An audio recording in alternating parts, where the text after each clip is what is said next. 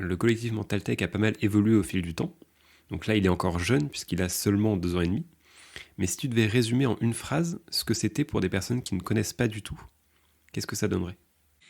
Ah, c'est difficile. Résumé en une phrase, je dirais que c'est un collectif d'entrepreneurs et de professionnels de santé qui sont passionnés par les technologies dans le champ de la santé mentale. Voilà, et qui croient au développement, d'outils technologiques pour, aux côtés des professionnels de santé, faire en sorte que, les citoyens, aient une meilleure santé mentale. Voilà. Et du coup, donc tu m'as dit que vous partagez des valeurs communes, une vision commune. Est-ce que tu peux en parler un peu plus de quel est l'objectif d'impact de Mental Tech à moyen ou long terme? Alors le collectif Mental Tech, il a vraiment été conçu autour de l'idée qu'il était urgent de déployer des solutions numériques dans la prévention et la prise en charge de la santé psychique, aux côtés des professionnels de santé. Et pour ça, on s'est donné 3 objectifs.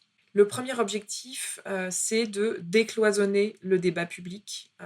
Ça part du constat que il y a beaucoup d'acteurs qui gravitent, on va dire, dans l'écosystème, de la e-santé et dans l'écosystème de la e-santé mentale, si on resserre un petit peu plus.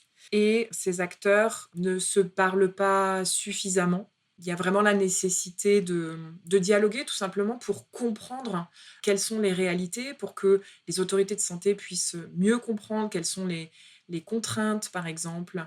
Voilà, quel est le quotidien, la réalité d'un entrepreneur, dans le champ, de la e-santé mentale.